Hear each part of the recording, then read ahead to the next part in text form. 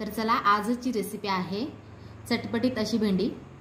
चला तर आज आपण चटपटीत अशी भेंडी बनवणार आहोत। तर त्यासाठी सर्वप्रथम आपण साहित्य बघून घेऊया। इथे मी एक कांदा असा बारीक मध्ये कट करून घेतलेला आहे, लसणाची पेस्ट घेतलेली आहे, पेस्ट म्हणजे थोडासा कुटून घेतलेला आहे। इथे अर्धा टोमॅटो घेतलेला आहे, हिरवी मिरची आहे आणि भेंडी आपण अर्धा किलो भेंडी स्वच्छ धुवून चिरून घेतलेली आहे।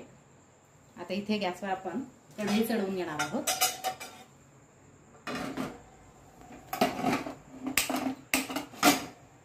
गॅसवर कढई आपण चढवून घेतलेली आहे। आता यामध्ये मी एक 2-3 उकळ्या तेल घातलेलं आहे। तेल आपल्याला छान तापवून घ्यायचं आहे कडकडीत। आता तेल तापल्यानंतर यामध्ये आपण सर्वप्रथम जिरे मोहरी घालून घेणार आहोत थोडीशी।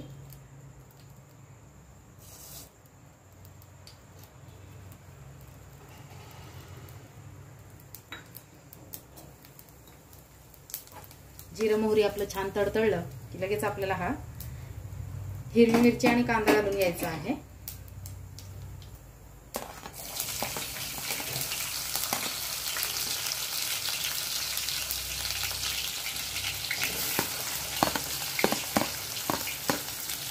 कांदा हिरवी मिरची छान परतून घ्यायची।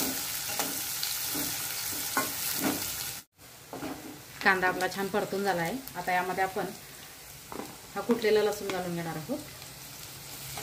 लसूण आपला हलका परतून झाला की लगेच त्यामध्ये आपल्याला टोमॅटो घालून घ्यायचा आहे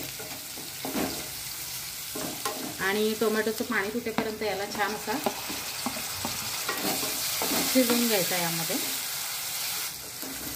तर बघा सर्व पदार्थ आपले छान तळून झालेले आहेत।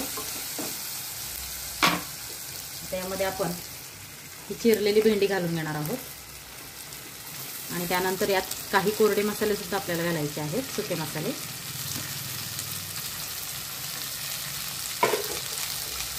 भेंडी आपण छान यात एकजीव अशी परतून घेऊया।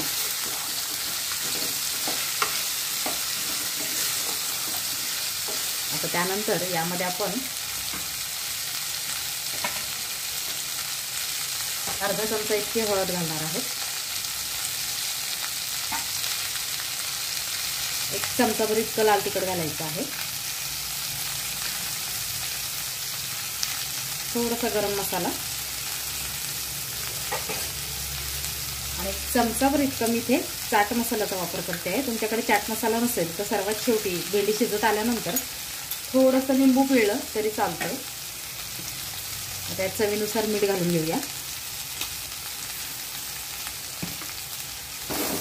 आणि भेंडी चांगली आपली सुटसुटीत होईपर्यंत शिजवून घ्यायची आहे आपल्याला। आणि त्यात सर्वात शेवटी आपल्याला या भेंडीमध्ये थोडं शेंगदाण्याचं कूट घालायचं आहे। आता ही भेंडी आपण मंद आचेवरती छान असं सुटसुटीत होईपर्यंत शिजवून घेऊया। तर बघा भेंडी आपली पूर्णपणे शिजून रेडी झालेली आहे। आता तुम्हाला वाटत असेल मी यात टोमॅटो घातलाय तर टोमॅटोमुळे हे भेंडी अजून जास्त चिकट होत असेल, तर तसं नाही होत।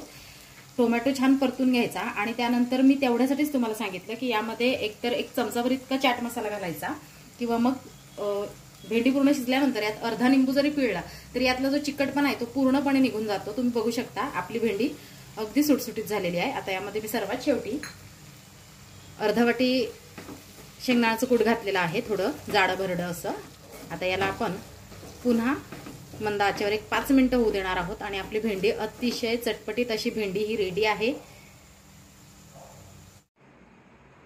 तर बघा तुम्ही बघू शकता अतिशय झटपट अशी आपली ही चटपटीत भेंडी बनवून रेडी आहे। तुम्हाला जर माझी अशा पद्धतीने भेंडी करून बघा, अशा पद्धतीची भेंडी जर तुम्हाला आवडली तर माझ्या पूजा सतीच रेसिपीज या YouTube चॅनलला लाईक, शेअर आणि सबस्क्राईब करा। धन्यवाद।